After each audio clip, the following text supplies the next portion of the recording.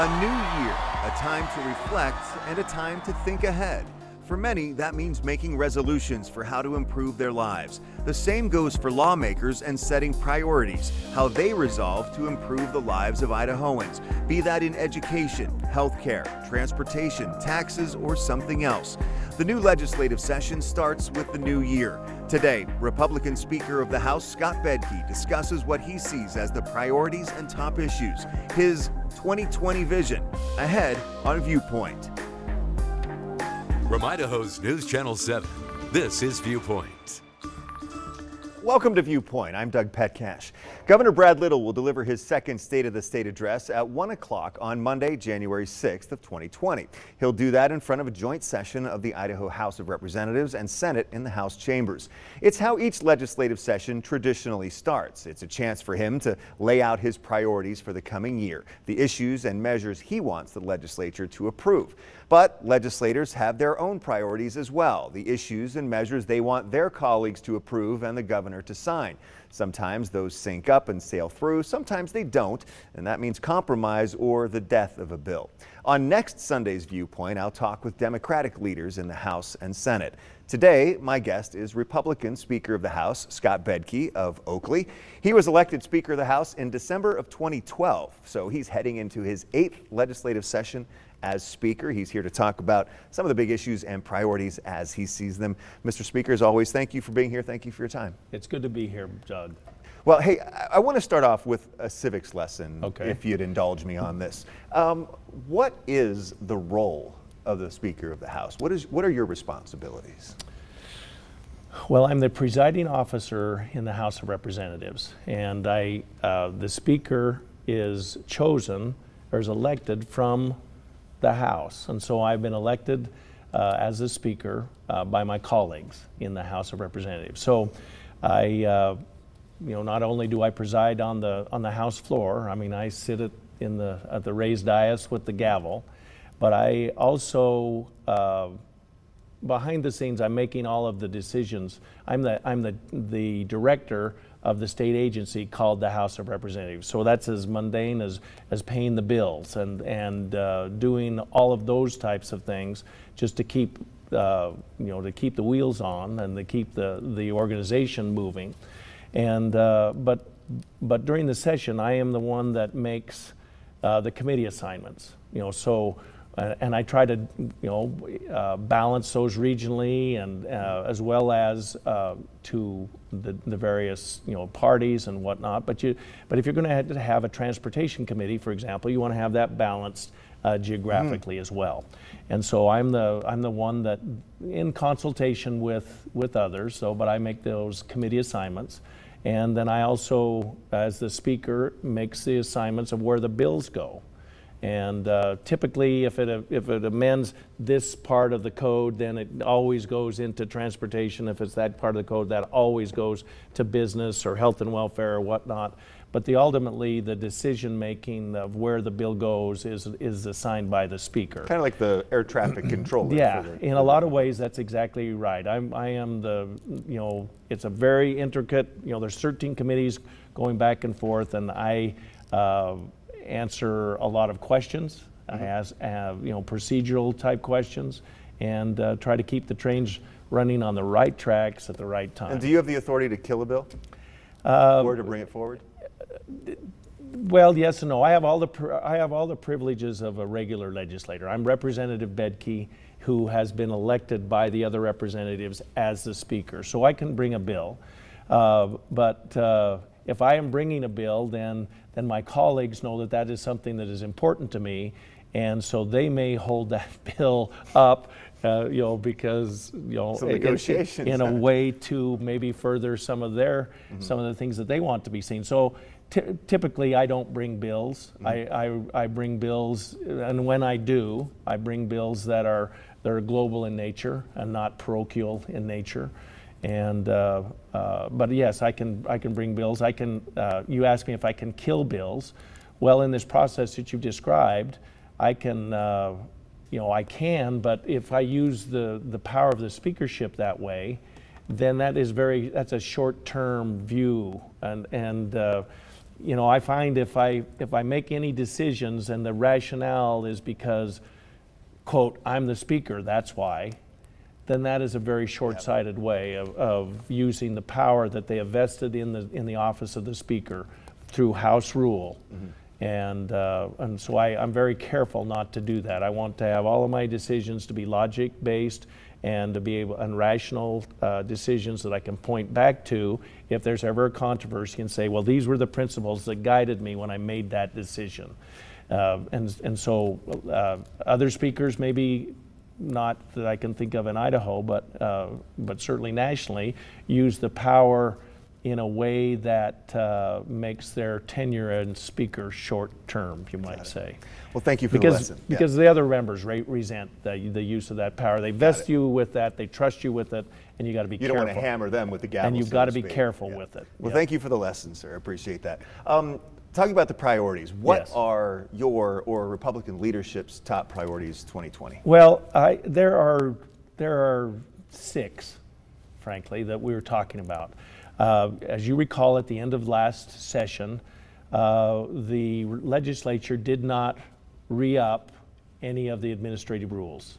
We let all of those rules die, you know, their lapse. And so Governor Little and his executive branch agencies were able to then re-promulgate all of the rules in Idaho. And in that process, he got rid of a lot of rules, and Idaho has become, quote, the least regulated state in the union as a result of that. But that process started in the legislature with the House and Senate in disagreement on how to review rules. And so we've got to come back and fix that because, you know, Idaho is one of the few states where we have a robust rules review process, and we don't want to do anything that cheapens that. We don't want to let them die every year, and then the governor just brings them back. Because typically it was a housekeeping thing. It was like, okay, approve the rules and move on, get done with the session. Yeah, but there were rules that were in that omnibus bill that had not had a hearing and that had not been approved in the House, but had been approved in the Senate, and there was disagreement on whether or not. You know, here was the basic rub: is that rules have the full force and effect of law. All laws have to pass both the House and the Senate, and should it not be so for rules, that they are going to affect you and your pocketbook.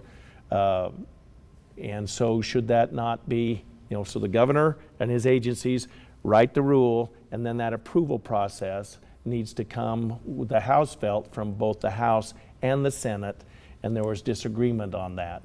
Now, and so trying to stay at 10,000 feet and not get out in the weeds, that's probably as good a description as I could give you, but that is unresolved at this point. And that's so just on the housekeeping part of my job, we got to get that resolved, and then we can get on to some of these other things.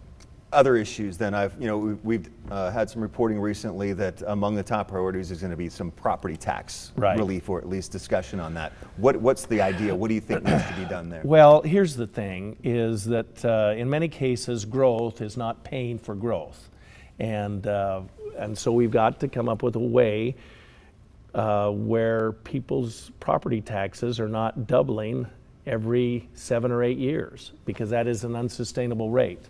And that has certainly happened in the growth areas of our state. And there's a lot of finger pointing at this point. There's a lot of there's a lot of different reasons why. But the bottom line is our current process, as the state grows, that shouldn't be, that burden shouldn't be passed on to the people that have already been here. And so we have people that are on fixed incomes. Of course, most of our incomes are fixed. Sure. So, I mean, do you talk about putting like a cap on it, or shifting it to to sales tax, or to? Well, that's the thing. Shifting doesn't necessarily fix it. It just gives it to the obligation to some other entity.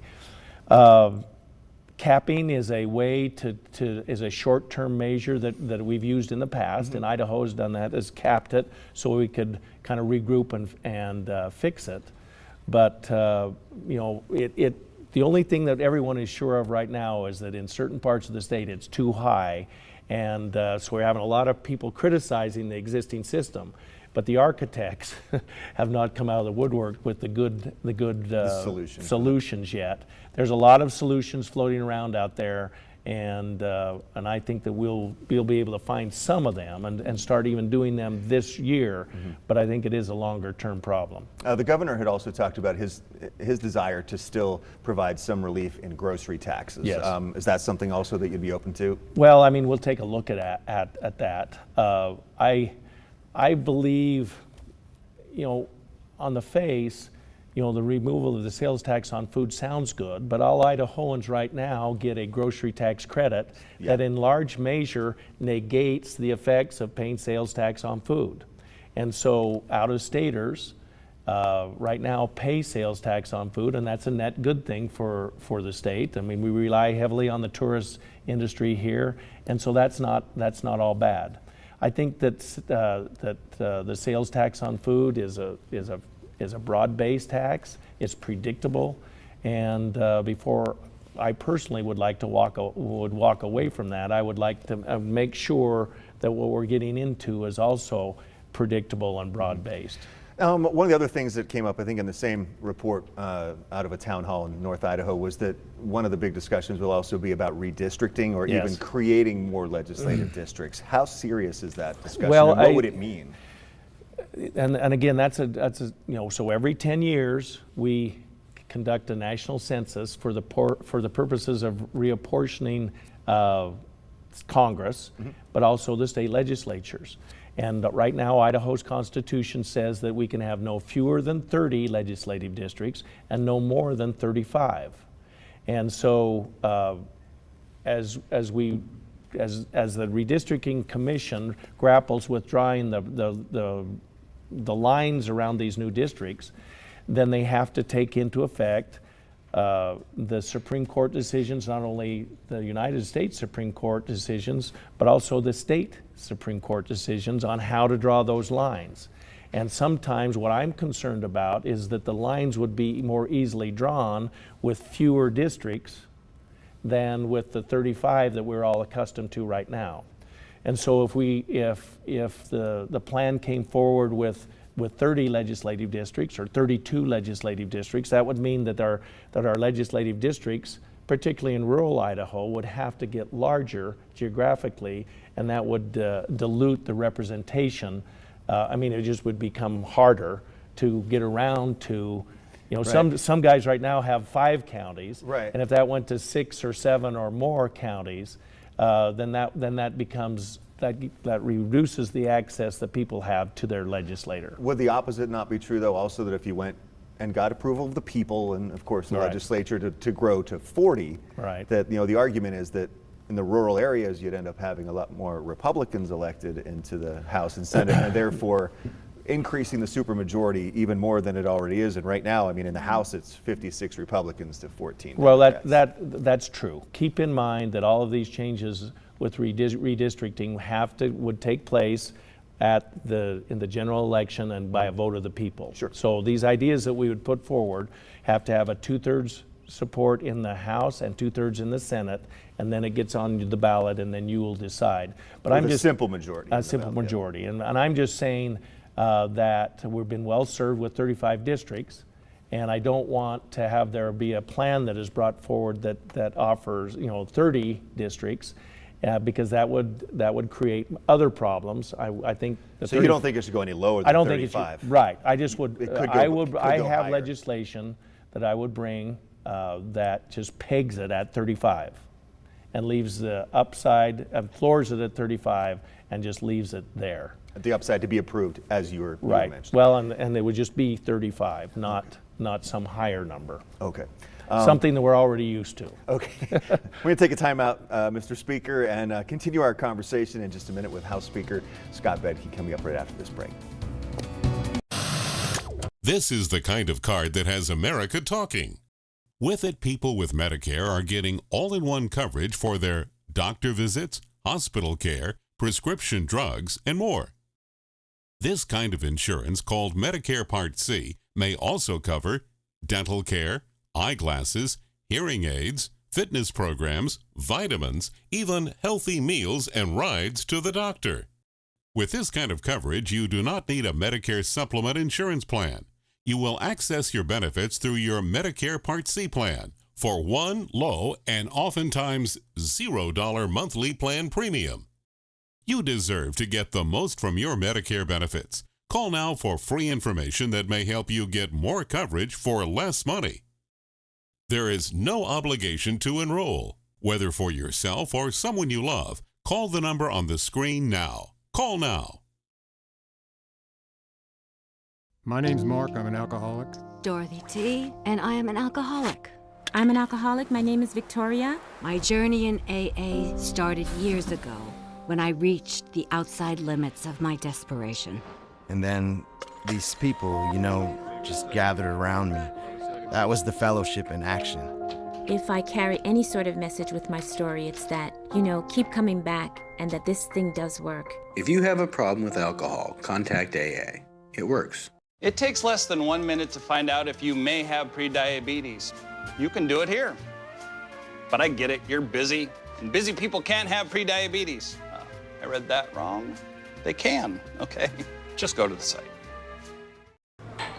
Put the keys down, Kevin. But I'm gonna drive home. There are several warning signs present that you shouldn't be driving. I've taken 25 selfies in the last 10 minutes. 26. Yep, I'm definitely gonna call a ride home. And welcome back to Viewpoint. The Idaho legislative session starts Monday the 6th. My guest today is Republican Speaker of the House, Representative Scott Bedke of Oakley. Every year, Mr. Speaker, education is a top priority. We've seen funding go up year after year. The governor's new task force just came out with its recommendations that I want to put on the screen right now so that people can see them. They include increasing teacher pay, offering optional state-funded all-day kindergarten, better help for students with emotional challenges, improving K-3 literacy, and increased flexibility in K-12 funding. What's your take on the recommendations that the task force came out with? Well, there will be little opposition, in my opinion, about the K-3 literacy. I mean, I think all legislators are committed to making sure that our kids and our grandkids read at grade level by the time they leave the 3rd grade. And so whatever it takes to do that, I think we're in. The problem is that the issues that are keeping the 3rd graders in Burley from reading are not necessarily the same issues that are keeping the 3rd graders from reading in other parts of the state. And so I think one size fits all approaches. I'm a little more reluctant on, but that is a commitment that we have to our kids to get them to read. And because afterwards they read to learn, and if they have lack there, then they're just behind for the rest of their educational lives. Do you see any resistance to increasing teacher pay again now that that momentum has started, to try to keep our good teachers and recruit new ones? The legislature committed last year to address the beginning teacher salaries. And that was a 2-year process, and I don't see us walking away from that commitment at all.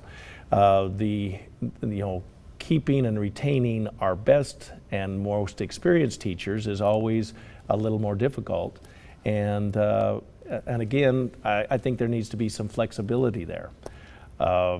Because what will keep them in, again, using Burley as the example, is not what will help keep them in other places. And so, but more money would keep me there if I were a seasoned teacher. So we've got to take a look at that. Our revenues are not as robust as they have been. I mean, the governor has asked for some of the money from last year's budget back. 1% this year and 2% next year. That's exactly. And right. so the kinds of increases that we've been able to put into education in the past, I don't think the money is there quite there to do, to keep on that same trajectory. How concerned are you about the budget situation? Well, I'm not concerned because Idaho's economy is doing well, and we all can feel that and see that. But it is not growing as fast as it did a couple of years ago, and it's more plateauing. And so That is also a good thing, because I think when you're running 7, 8, or 9% year-over-year increases, that's unsustainable. But now we're down into the 4 or 5% increases year-over-year, and that is more sustainable long-term.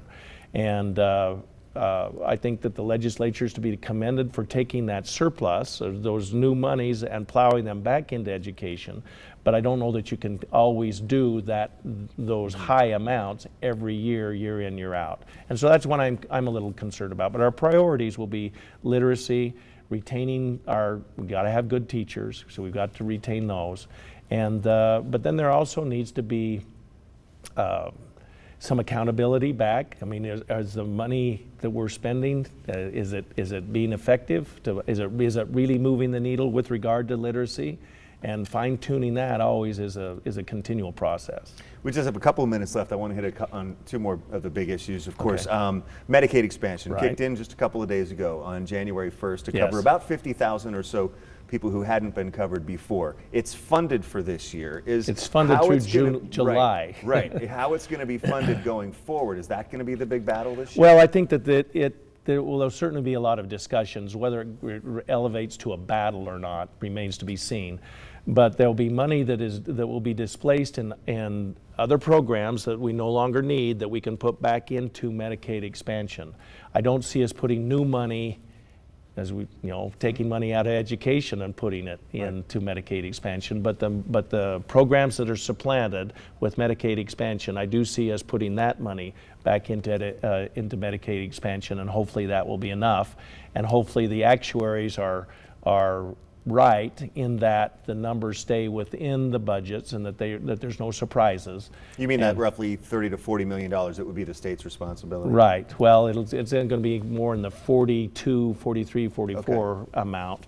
But so it remains to be seen, and everybody's going to want to go pretty slow on this, because particularly, remember, this is the legislature that voted consistently to not expand. Sure. And so they're going to go slow with regard to the pain of it. But this is an obligation, and I'm telling my colleagues this is a state obligation. Our not funding that is not going to make the state's obligation go away.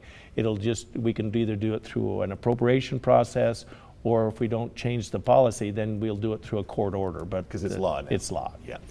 Just about 30 seconds. We haven't heard much about transportation funding the last couple of years. Anything new, anything special that you're hearing may come up with transportation funding, whether it be new levies and bonds or gas tax, that kind of thing? Nothing in the way of big ticket items like gas taxes and registration fees. But what I do think we will do, for the last 2 years, we plowed some of this surplus back in and distributed that back out to highway districts, local, cities, counties, etc., to address roads, and we don't have that money to do.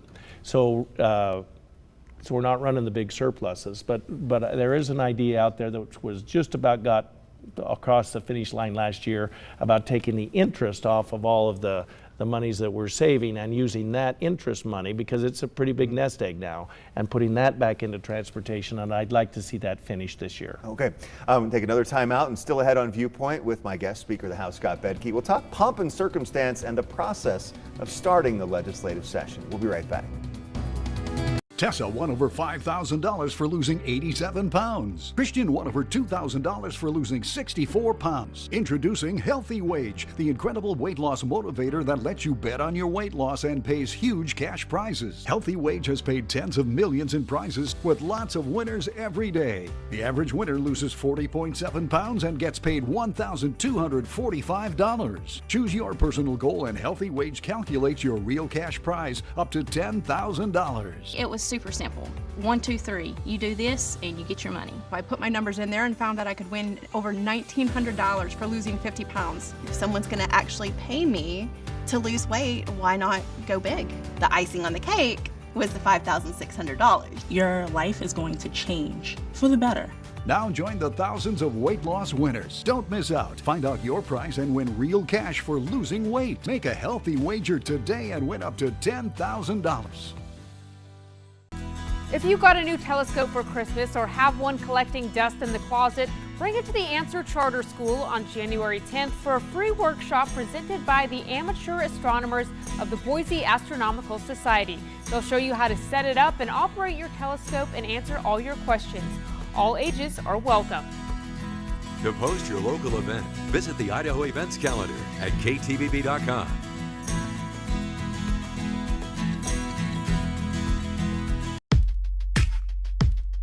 Our brand new coach, Nick Jonas.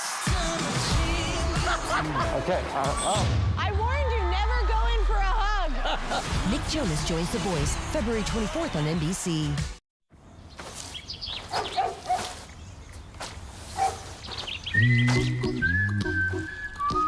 Patience. Pass it on.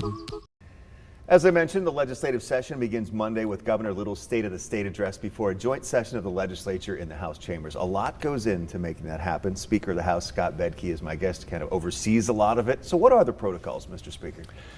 Well, and they're spelled out in our Constitution. We have, 3 branches of government that must and need to stay separate. But when we get them all in the House chambers, then we have to set aside some of these, the traditional protocols or the House rules, frankly, to allow for the Senate to come in and join the House, to allow the governor, who is traditionally or usually on the second floor, to come up to the third floor. He's actually not allowed to be on the third floor. He's not allowed. Without special permission. And without special permission. And in fact, we will assign a committee to go down and get and escort the governor into the House chambers. And we assign a committee to bring the Senate over, and we assign a committee to bring the elected officials in, and we assign a committee to bring the Supreme Court justices in. And all of that is based on this protocol, tradition, if you will, of keeping the branches separate, but except on this special occasion, they all come together to hear the State of the State address. And right before the State of the State, each chamber goes into session. Yes. Right, and then all of this comes together. And then we quickly pass a quick resolution to allow us to go into a joint session. So the State of the State starts at 1, and we go on the floor at 12. And part of the business that we conduct there is a concurrent resolution that sets aside our rules to allow for a joint session. I appreciate again, we began the show with a civics lesson and kind of ended it with one as well. It's been a pleasure for me to cover the State of the State and to witness the pomp and circumstances as well. So, sir, thank you for your time. As You're always, welcome. Appreciate it. Well, that is all of our time for this week's Viewpoint. Thank you so much for watching. I'm Doug Petcash. I'll see you on tomorrow's morning news and then right back here next Sunday morning for another Viewpoint. Have a great